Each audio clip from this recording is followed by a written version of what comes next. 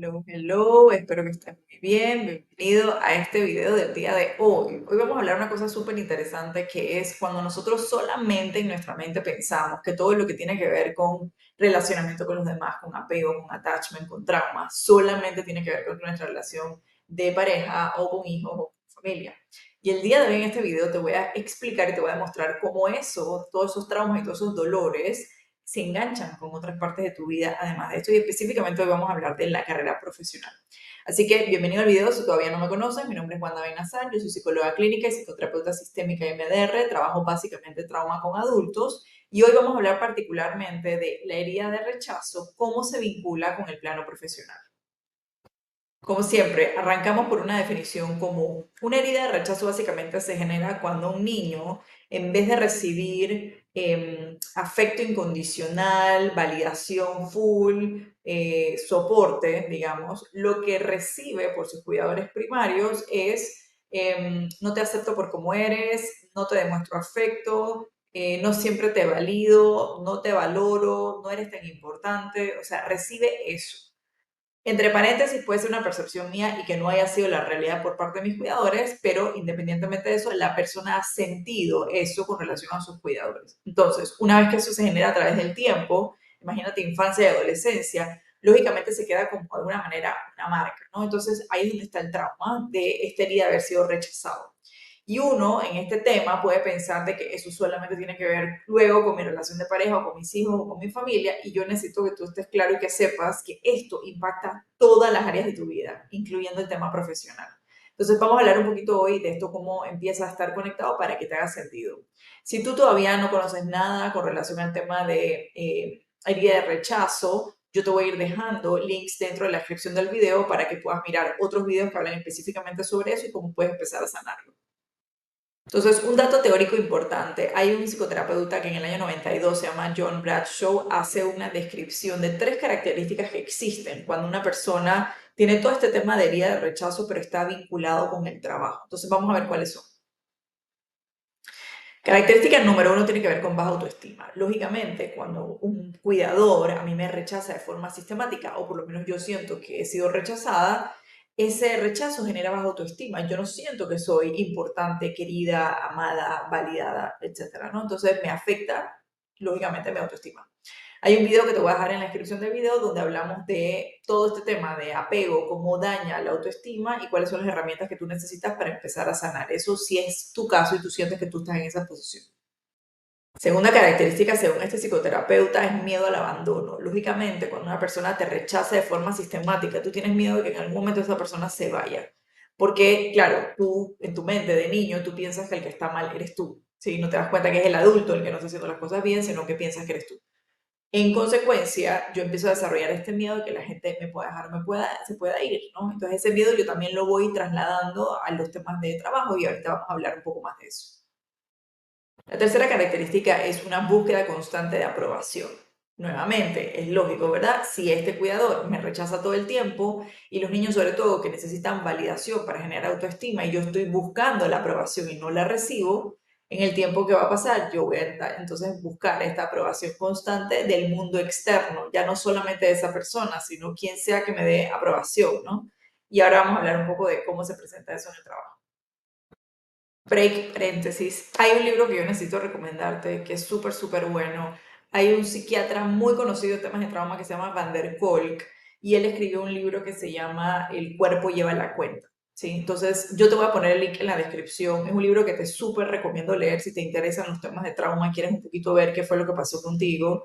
El libro está escrito para profesionales, pero muy bien lo puede leer cualquier persona que no sea psicólogo o psiquiatra porque está muy bien escrito en un lenguaje muy sencillo para todo el mundo y creo que valdría la pena que lo observes. Así que revisa la descripción del video, ahí te lo dejo. Entonces vamos a mirar ahora cuáles son las conductas que típicamente una persona que tiene herida de rechazo puede sentir en el trabajo y que son evidentes para todo el mundo. Conducta número uno, tengo miedo al fracaso. Entonces, ¿esto cómo se visualiza? Es una persona que podría aplicar de repente a posiciones mejores, más ingreso salarial o escalar, o incluso a otra organización y la persona no lo hace, ¿sí? Esto típicamente para la familia o para la pareja puede ser muy frustrante porque de alguna manera ve como la capacidad, la inteligencia de la persona y dice, oye, pero podrías hacer A, B, C, ¿qué pasó? y tú ves que la persona se queda como en el status quo, no se mueve, no quiere aplicar, lo alarga, ¿no? El proceso de aplicación o busca excusas o lo que sea. En el fondo, la persona tiene miedo de no ser suficientemente buena. Y ahí es donde está la conexión con el rechazo. Como hubo rechazo en la infancia y yo no me sentí validado o aceptado por quien soy, me da miedo no estar a la altura de la situación, así que lógicamente no hago nada y entro en fase de congelamiento. Número dos, es una necesidad constante de aprobación, como habíamos hablado hace un ratito. Entonces, ¿esto qué tiene que ver en el plano laboral? Siempre estoy buscando que mi jefe me dé la estrellita, ¿sí? O mis compañeros me digan que lo estoy haciendo súper bien.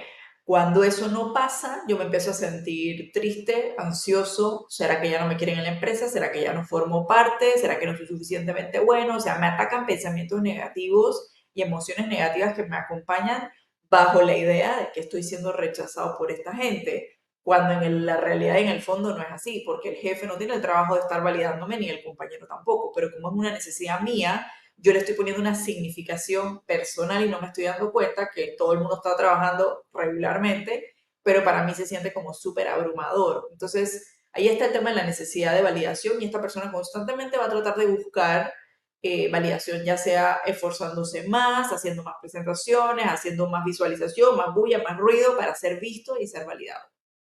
La tercera conducta es una dificultad para aceptar críticas. Normalmente esta persona va a entrar más desde los defensivos, desde la negación, y lógicamente es difícil porque cuando tengo una vida, haberme sentido rechazado, no puedo con más, ¿sí? Se siente como un rechazo, en vez de sentirlo como de repente un comentario, una crítica constructiva que le llaman, donde me estás dando un área de mejora, yo la puedo evaluar y la puedo corregir. La persona no tiene la capacidad de hacer eso, simplemente se está conectando con el trauma del rechazo y lo toma muy mal, ¿sí? Se puede sentir muy mal. Entonces esto puede pasar ya sea en una conversación con un jefe o en una evaluación o en un proceso de selección hacia algo y la persona le cuesta muchísimo cómo manejar este tema. La siguiente conducta es procrastinación y este término ya que está súper prostituido, pero voy a hablarte un poquito de la idea, ¿no? Cuando a mí me da como mucho miedo hacer cosas, yo puedo hacer otras que me distraen para no tener que enfrentar esto, porque el miedo en el fondo es no cumplir con las expectativas. Nuevamente, no soy suficientemente bueno. Entonces, en el ámbito laboral puede significar que la persona pasa todo el día en la oficina apagando fuegos, como dicen, donde yo me la paso haciendo cositas no importantes o no relevantes, porque si en realidad me concentro en lo que tengo que hacer, el miedo de no cumplir con las expectativas o que no surja lo que yo pensaba es terrorífico, ¿verdad? Y nuevamente se conecta con voy a ser rechazado, hace este hook. Entonces, para que esto no ocurra, yo simplemente me quedo haciendo otras cositas, apagando fuego, ¿no? Y nunca realmente hago el trabajo importante que tengo que hacer. La siguiente conducta es el perfeccionismo. Esta gente necesita a toda costa que las cosas salgan muy bien, porque lógicamente en el menor error, ¿qué va a pasar? Miedo al rechazo, otra vez. Entonces la persona no se puede dar el lujo de que esto pase, con lo cual tiende a ser muy autocrítica, muy severa y lo mismo hacia los demás, ¿no? Y también la gente que es muy perfeccionista trabaja muchísimo, son muchas horas, el trabajo se atrasa, hay mucha presión, quiero que te imagines la presión muscular, la ansiedad, dolor de cabeza, hipertensión, problemas estomacales, o sea, todo el tema corporal, ¿no? Cómo entra en el perfeccionamiento de esto de que no me puedo equivocar. Y lógicamente, pues, nos vamos a equivocar siempre. Entonces, es una expectativa irreal contra la naturaleza humana, ¿no? Hay como un choque y una sintomatología o sensaciones físicas que se empiezan a presentar. Siguiente conducta súper típica es dificultad para poder establecer límites, ¿no? Entonces, esta persona como necesita aceptación y aprobación externa, va a ser el tipo de que el jefe le pide que te quedes sobre tiempo, y siempre va a decir que sí, aunque no quiera y aunque no pueda, ¿no? Aunque tenga incluso otros compromisos, los va a cambiar o va a quedar mal con otras personas menos con el trabajo, ¿no? Y lo mismo pasa con los compañeros, que pueden abusar porque se dan cuenta que esta persona no puede decir que no y te recargan con proyectos, tiempo extra, otras cosas que en realidad no te corresponderían, pero nuevamente tú te conviertes en un yes man, entonces todo lo que me digan digo que sí porque necesito que no me rechacen, necesito que me den aprobación y entonces hay gente que se puede abusar de esa situación y tú quedas como trabajando o cargando demasiadas cosas que no te competen.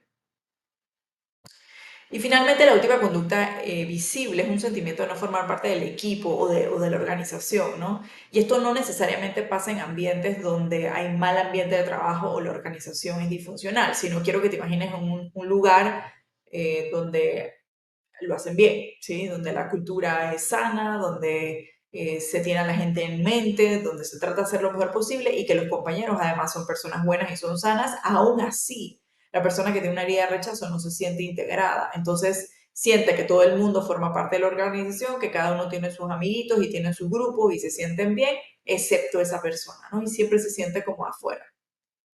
Bueno, pausa si llegaste hasta aquí. Esta es la parte teórica que explica qué significa un rechazo desde la infancia y cómo eso se puede ir arrastrando y se traslada hasta la adultez. Como te narré, esto impacta muchas áreas de tu vida, pero hoy específicamente estamos hablando del área de la carrera.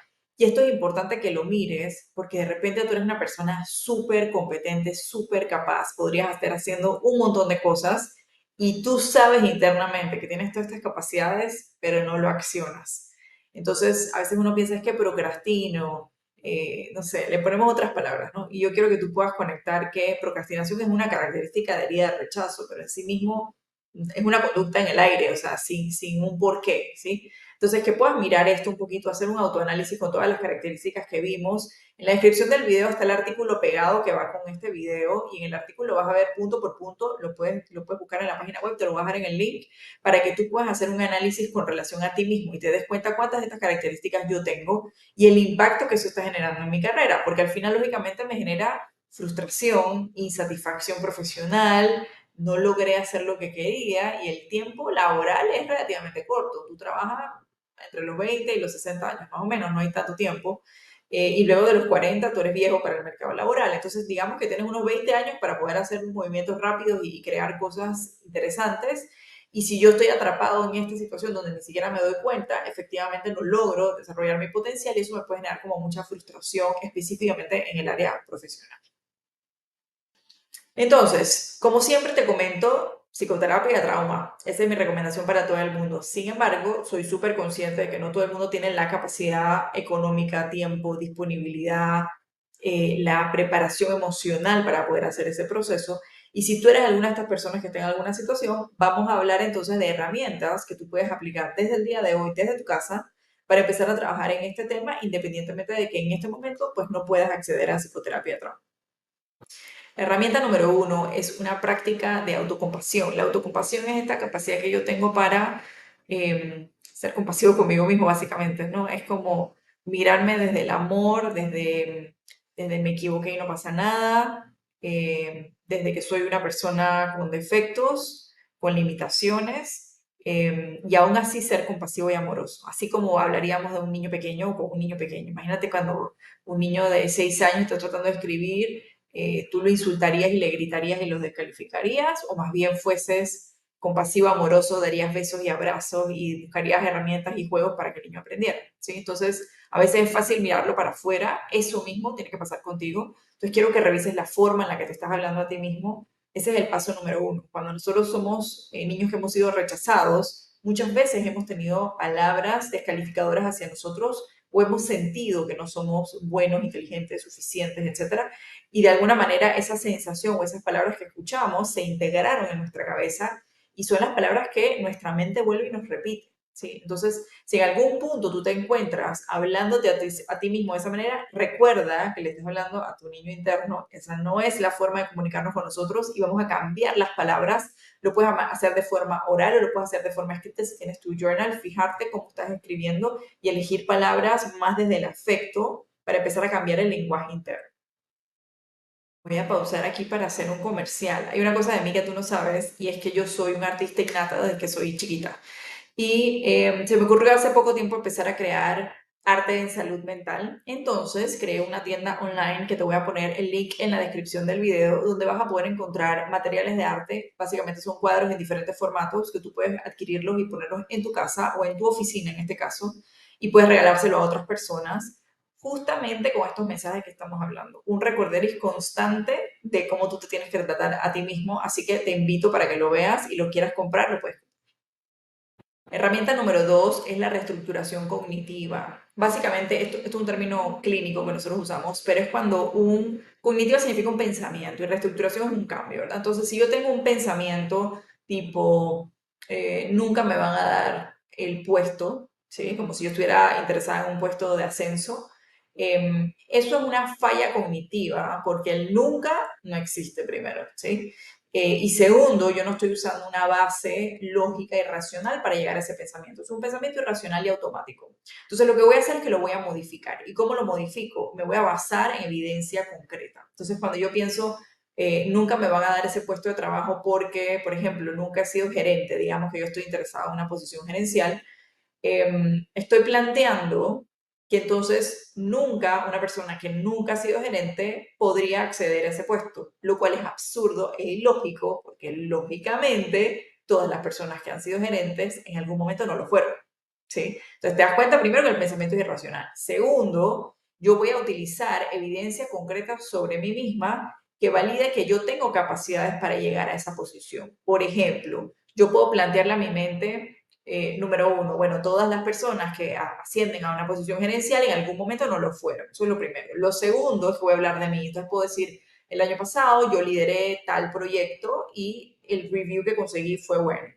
En mi casa yo lidero la economía o lidero la gestión familiar.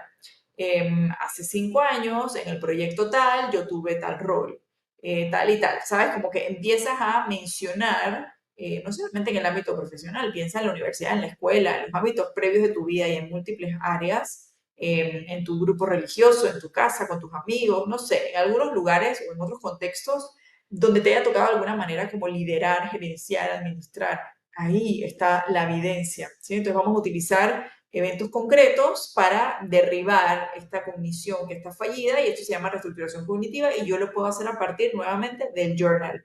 Agarras tu cuaderno de emociones y escribes cuáles son los eventos que validan exactamente lo contrario y eventualmente vas rompiendo eso en la mente porque el cerebro es un órgano supremamente racional. Así que si tú le sustentas el planteamiento con lógica, va a callarse la boca y va a romper el pensamiento irracional. Tercera herramienta es practicar mindfulness o atención plena, que se llama en español, que básicamente esto es una práctica de un tipo de meditación no religiosa, donde tú aprendes a estar en el momento presente. Entonces, ¿cuál es el tema con esto? Cuando nosotros tenemos las heridas de rechazo, el pensamiento circundante que está en mi cabeza todo el tiempo es, esa persona no me va a querer, esa persona no me va a aceptar, etcétera, ¿no? Es un escenario hipotético que yo estoy creando en mi cabeza. Pero lo que te permite hacer mindfulness con una práctica continua es no estar hipotetizando en el futuro ni pensar en las cosas del pasado, sino que me permite estar en el momento presente. Nosotros nos falta muchísimo en este sentido, porque nuestras culturas occidentales sobre todo van muy rápido, mucha velocidad, y yo siempre pienso en lo que viene, nunca estoy en el momento presente. Entonces, para hacer esto yo te recomiendo que en YouTube busques mindfulness guiado y te van a salir 800.000 videos que es una voz que te está hablando durante 15, 20 minutos. Tú puedes hacer esta práctica 2 audios al día, por ejemplo, antes de dormirte, en la mañana, al mediodía, en la hora que te parezca adecuada. El truco es encontrar una voz que te haga sentirte como en calma y no te estreses si al principio te sale. Es una cosa que tienes que entender que la gente o sea, no tenemos esta práctica, no estamos habituados a esto como en las culturas orientales. Esto es una cosa totalmente nueva para Occidente y que cuando aparezca, por ejemplo, un pensamiento tipo, tengo que ir al supermercado, más que frustrarte por estar enojado contigo, simplemente es como, mira el pensamiento, espera que se vaya, seguimos con el audio.